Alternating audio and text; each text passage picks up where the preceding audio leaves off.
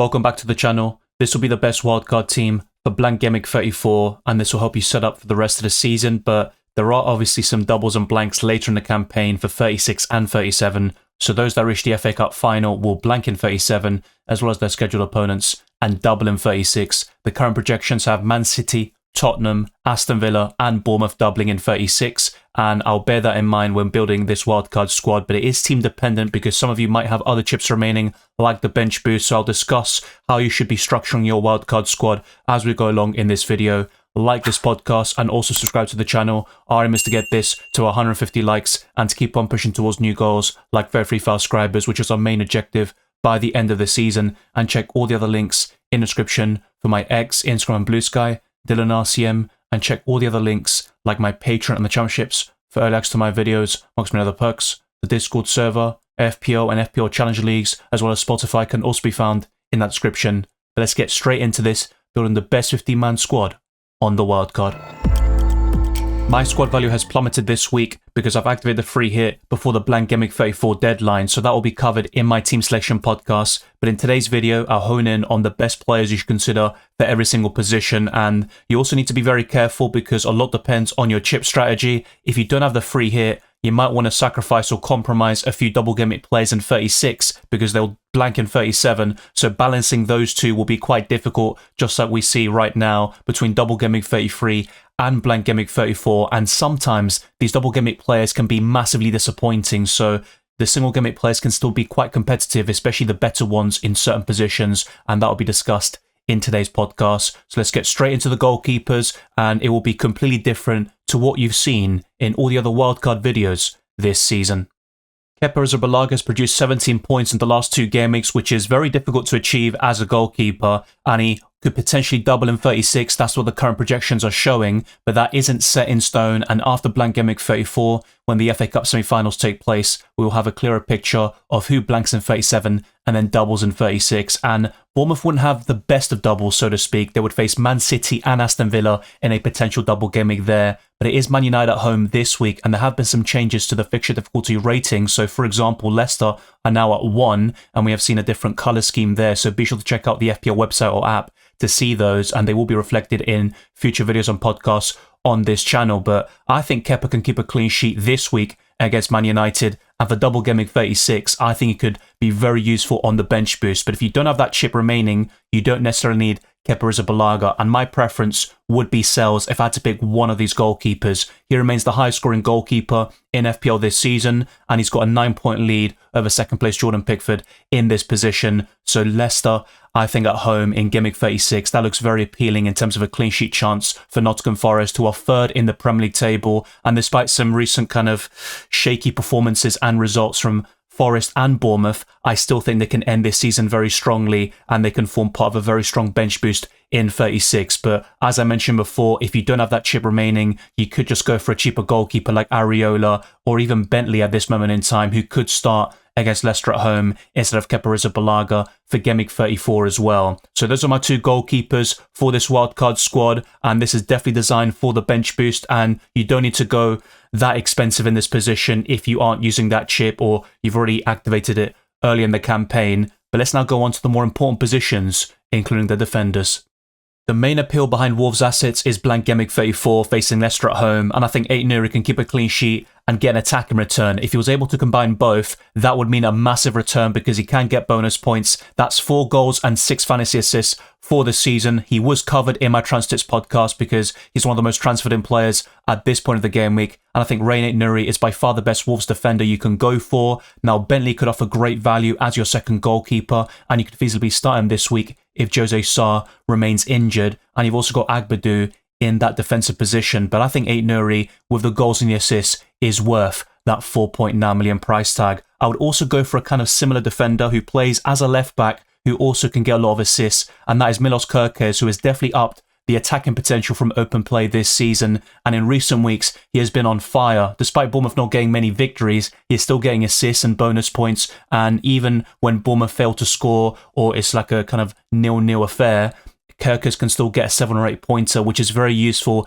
in low scoring game weeks like 33, as we just saw. And for Blank Gameweek 34, I wouldn't rule out Bournemouth keeping a clean sheet against Man United, but does that mean you have to go for both Kepa and Kirkes and start both of them week in, week out. That's something I'd probably advise against, to be quite honest with you, but for Double Gameweek 36, that could be fairly useful, and for Blank Gameweek 34, I honestly wouldn't mind it against a struggling Man United side. Next up is going to be a great defender for Blank Gameweek 34, but not necessarily for the long term. But if you have enough money to make this possible, I think Fabian Schär is probably the best Newcastle defender. Otherwise, you can settle for Dan Burn or Livramento, but it all depends on your budget, and I'll have quite a lot left in the bank after making this 15-man squad. But then think about future moves you might want to make for Double Gameweek 36 and Blank Gameweek 37. And also, some teams like Arsenal have quite poor fixtures from Gameweeks 35 to 37, but then wrap up the season in style, you could say, against the likes of Southampton away in 38. So it's a difficult balancing act, I think, when you wildcard at this stage of the season, but it can also help you gain a massive advantage over non-wildcarders who have to take hits or make a lot of transfers and maybe get some things wrong with the kind of navigation of these blanks and doubles, and also these single gameweek fixtures like 38, for example. So Schär is in here at the moment, but you can go for Livramento if you need the funds. And next up is going to be Gvardiol, who could potentially double in 36, and he does blank this week, so it is kind of difficult, you could say, to have 3 or 4 players who blank this week on your bench, but it's still possible, and Gvardiol is one of the better defenders from now until the end of this season. I think that Gameweek 36 potential double is the main appeal, of course, and even in Gameweek 35, they face Wolves at home, but despite the 2-1 win over Aston Villa on Tuesday night, Man City should have conceded more goals. Marcus Rashford missed multiple big chances, and that defence still isn't airtight, to say the least, but going into next season, massive improvements need to be made. But the fifth and final defender is going to be another defensive double up here, and I'm going for Milenkovic. So you've got that Nottingham Forest defensive double up, which looks quite appealing, I think, from Blank Gameweek 34 and beyond. There will be no double, at least most likely, for Gameweek 36, according to the current projections, but maybe Nottingham Forest reach that FA Cup final and will double in 36. But either way, I think they're worth keeping for the long term, and Milenkovic is one of the best defenders despite his recent blanks. Bryan Mbeumo has been very consistent all season, and he's definitely fixture-proof, but his record against Nottingham Forest isn't great. Only 1 goal in 8 appearances across the Championship and Premier League, so you could definitely make a case for buying him in Gameweek 35 instead, which is my current plan. And for Blank Gameweek 34 on the free hit, I am looking at different alternatives in that midfield position. But could Mbeumo score against Forest? Absolutely, and they could also be very preoccupied with the semi-final and then go into that midweek game against Brentford very tired or just lacking a bit of focus and energy. So the likes of this and Mbeumo, I think, are definite purchases for Gameweek 35. And for this week, you could definitely make a case of skipping them for 1 more week at least, but that is ultimately team dependent, and you might have a different opinion on the matter. Next up is Justin Kluivert, who hasn't featured in the last couple of weeks due to injury, but at this price and below, he has been the best asset in the game, and he does face Man United this week with a potential double in 36, which would mean a blank in 37, but I think Kluivert can be very useful for the next 3 game weeks in particular, and he's the best Bournemouth midfielder and attacker, despite Van Ossen's recent returns, and Semenyo, who can pop up with the odd goal here and there. I think Kluivert with the penalties is a step above them, and that's why he makes it into this wildcard squad. Even on the free hit, I would consider him, which I talked about in my free hit video yesterday. But let's now go to the other midfielders, and one of them is the informed Jacob Murphy, who is certainly worth the investment. Harvey Barnes and Anthony Gordon could share minutes on that left-hand side, and whilst Murphy isn't a 90-minute man, he still starts the majority of games for Newcastle and gets 60-plus minutes very regularly, and there isn't as much competition on that right-hand side, despite the fact that Gordon played there earlier this season. So I think Jacob Murphy is a great option for Blank Gameweek 34, and even in the other weeks coming up, and against Brighton in Gameweek 35, he could do fairly well there. Chelsea at home in 36, he could be part of your bench boost team and do a decent job in the process. But let's complete this midfield with 2 very solid options, to say the least, and one of them is Jared Bowen, who faces Tottenham at home this week, and it is classed as an easy fixture according to the FDR because Tottenham have been woeful this season, and if West Ham were able to win this game, they would leapfrog Tottenham in the Premier League table to 16th place, and Jared Bowen has a good record against them, but oddly enough, it's pretty much the away team that sometimes gets the better. So West Ham have done better against Tottenham at their stadium compared to at their home ground, but maybe there is a little bit more to it than that. And based on current form, it's going to be a difficult game to predict. It might even be a draw in the end, but West Ham might have that slight advantage despite their recent failings and poor performances, and Jarrod Bowen can be a difference maker in that attack. But last but not least, is going to be the best asset in the game, Mohamed Salah, who has dropped off in the last month or two, but that isn't too surprising, and we saw such great performances and consistency for the first half of the season that you can forgive him for it. And based on those goals and assists in clutch moments, he has really helped Liverpool win the Premier League title, which they could actually do on Wednesday night if Arsenal fail to beat Crystal Palace. If they lose that game, that is all done and dusted. But I think the more likely scenario is that Liverpool do it themselves this weekend against Tottenham Hotspur, and I think Salah could be one of the best captaincy options once more. There are 4 standout forwards in FPL right now, and one of them is Matheus Cunha. It's mainly that Blank Gameweek 34 fixture, but I could see him doing fairly well against Man City away and in future game weeks coming up like Brighton. So Wolves' fixtures aren't anything special, but I think 34 is the clear standout, and on the free hit, I'd highly advise you to go for 2 or 3 Wolves players and maybe even go for Strand Larsen and Cunha simultaneously, but not on the wild card. That'll be a different story, and you might even want to add a 5th forward into the equation in Visser. He narrowly misses out on this top 3, but I've gone for Cunha, Alexander Isak, who is arguably the best captain in Blank Gameweek 34, facing Ipswich Town. He scored a hat-trick against them earlier this season, his only one in his Premier League career so far. Could he make it a second one this weekend? It's certainly possible, and Isak has also been a bit underwhelming recently, but he's still getting the odd goal or assist here and there. But for Newcastle to score so many goals and for Isak to not get that many returns is quite surprising. It's not something we usually see. He is a talismanic figure, just like Matheus Cunha. Maybe not to the same level in terms of bonus points and also the percentage of goals contributed to, but I think Isak is a great option still, and if you have a lot of value tied up in him, I think it's just definitely worth keeping him and not overcomplicating it. But the final forward, blanks in 34, yet could double in 36 and has good fixtures to round off the season, and that's Marmoush. But you might also want to consider Chris Wood, especially if you want another option for Blank Gameweek 34, as Nottingham Forest host Brentford, and Elanga in the midfield is another solid shout. So there are different ways to kind of tackle this. You might also want that Double Gameweek 36 player in play, and of course, whilst it's not confirmed, Morgan Rogers has a good chance of doubling there, so you could have him on your bench and as your 5th midfielder, and then have Chris Wood up front instead of Marmoush. So there are different ways of approaching this on the wild card, and a lot depends on your remaining chips. Let me know your thoughts down in the comment section below. The starting 11 is courtesy of the website FPL.team. I highly recommend you check it out to visualize future transfers and compare different chip strategies. So Sells is in goal, but you could definitely make a case of starting Kepa Arrizabalaga instead. A back 3 of 8 Nuri, Kirkes and Cher all have home fixtures, and the midfield looks very solid with Kluivert, Mbeumo, Murphy, Bowen and Salah, with Isak and Cunha up front, and the captaincy is very close. It's between Salah and Isak. I'm kind of deviating between the two of them all week. My current preference is Alexander Isak, but I'll talk about this in my team selection, and the final top 10 graphics and much more stats and also opinions will be provided in my deadline stream. The same goes for injury updates and team news. On my bench, we've got Kepa Arrizabalaga, Milenkovic, Gvardiol and Marmoush. So only 2 players we blanked this week, and the rest will feature. And for Gameweek 35, you could easily roll and go for Sells away to Crystal Palace and double up on Nottingham Forest defensively with Milenkovic. Have Gvardiol and Fabian Schär, which isn't the greatest. You might even want to start Kirkes instead. And I think the defensive line looks a bit weak for Gameweek 35 in particular.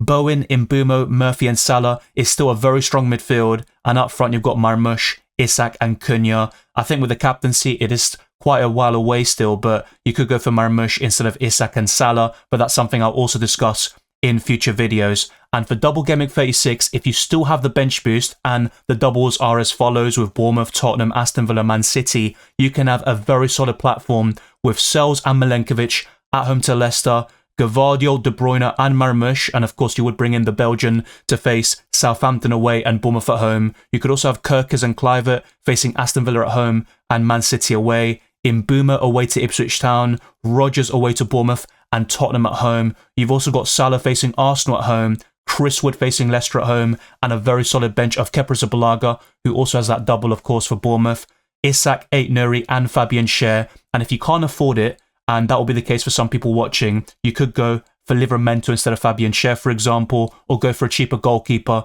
than Kepa Arrizabalaga. There are a few things you can do to tweak things to your liking and to make sure you can actually build this 50-man squad. So that's why I discussed at the beginning of this video, if you are kind of very cautious about your future transfers and going for Schär over Livramento can maybe hinder your future moves, then just go for the cheaper option. There isn't going to be a massive difference more often than not, but Fabian Schär has more attacking potential, and if you have the funds, I think it's definitely worth a punt, especially with the lower ownership. So that is the 15-man squad on the wildcard. There are a few things also to consider. If you have no free hit, a lot of these teams, of course, that double in 36, they will blank in 37. So you have to balance things out a little bit. So without the free hit, I think you should probably trim this down a little bit in terms of the double gameweek players. For example, Rodgers and De Bruyne, don't go for them in 36 and instead focus your transfers elsewhere. You might want to go for Bukayo Saka, for example, who doesn't have the greatest of fixtures against Liverpool away and Newcastle at home, but then he faces Southampton away. So this team is specifically designed for the bench boost in 36 and having a very strong platform from now until the end of the season. But without the free hit, it can make it difficult to have a very strong double gameweek 36 squad whilst also having a full 11 for 37. But to be honest, if you have a lot of free transfers at your disposal, let's say 3 to 5, you can easily get to a full 11 in 37, but you might have some clashes, for example, Newcastle and Arsenal facing each other, so be very careful about that if you decide to bring in the likes of Saka. So that also will play a big part in terms of how you want to structure your wildcard squad from the get-go. But if you are in a very precarious situation with minimal transfers like myself, I would definitely encourage you to avoid the likes of De Bruyne and Rodgers, or at least being very cautious about your triple ups and maybe trimming down your double gameweek 36 assets so you can still have a solid platform for 37. Remember, these single gameweek players can still be very competitive and you don't need to go gung-ho on the double gameweek because it boosts your chance of getting more points, but it's not always going to be the case. It isn't a guarantee. So let me know your thoughts down in the comment section below. What would you change with this wildcard squad and which chips do you have remaining? If you're still struggling to build a solid team for Blank Gameweek 37, I completely understand that. Remember, these are projections, so maybe you need to go for different players and invest in different squads instead. But as things stand, you can go for the likes of O'Brien, who faces Leicester and Southampton at home towards the end of the season, and you could include him from the get-go on the Gameweek 34 wildcard. You've also got a few different plays in here. For example, Kivior, who can help you for Gameweek 37 specifically, and you've also got maybe a backup goalkeeper who's even cheaper like Areola to help you fund the rest of your starting 11. But this would look very solid and competitive for Blank Gameweek 37, but I wouldn't recommend this as your Gameweek 34 wildcard squad, but you can build towards something like this using the foundation of the wildcard this week and have some City plays in there. I'd recommend 1 or 2 if you can, and then trim them down towards the end of the season for Gameweeks 37 and 38 because we have a lot of different fixture swings and also different teams and doublers and blankers to really contend with. So I think ultimately you want to have a balancing act, and without the free hit, it can be very difficult. But if you do have the bench boost and the free hit remaining, then I think the wildcard squad I showed you earlier is going to be perfect for your chip strategy, and it will give you a solid platform for the wildcard team. But otherwise, you need to probably include some of these players as well instead and keep Jeroboam until the very end of the season because West Ham have some solid fixtures to round off the campaign, including Gameweek 38. The same goes for Arsenal, who are on the top 5 of the FDR, the Gameweeks 37 to 38 as well. So hopefully this has helped you build a very strong team and also have different ideas in mind of the best teams and players to invest in every single position. And hopefully you can end this season very strongly, rise up those mini leagues and the rankings and get to exactly where you want to be in FPL. A small correction to what I was talking about with Jake O'Brien earlier is that Everton play Ipswich Town at home in Gameweek 35. They have played Leicester twice already this season. And for Gameweek 37, of course, it is Southampton at home, which was also discussed earlier in this video in the FPL.team section, discussing the wildcard squad in future game weeks. And hopefully this has brought a lot of value to you. If that has been the case, then like this video, subscribe to the channel, and also hit that notification bell so you don't miss a single uploaded live stream, both UCL Fantasy and FPL. Let's get this video to over 100 likes and let's keep on pushing towards new goals like very free file subscribers. Follow me on X, Instagram and Blue Sky, DylanRCM, and check all the other links in the description below for my Patreon and the championships, for early access to my videos, amongst many other perks. The Discord server, FPL League and Spotify can also be found in the description. I'll see you on Saturday for another deadline stream and keep your eyes peeled for more UCL Fantasy videos and content coming up.